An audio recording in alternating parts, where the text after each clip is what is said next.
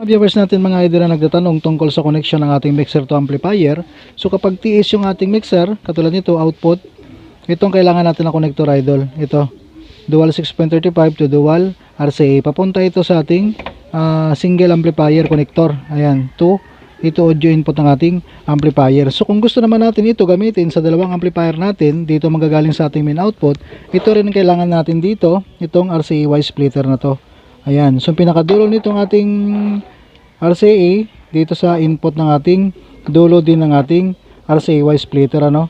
Ayan, so nagiging dalawa na yung ating mapagkunikan nito ng ating amplifier. So left and right channel ang ating bawat amplifier magkakaroon ng signal. So mayroon naman tayo ditong connector na direct naman sa splitter na rin ito, no?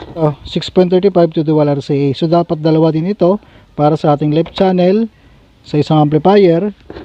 Ito naman yung isa, ganun din 6.35 to dual RCA.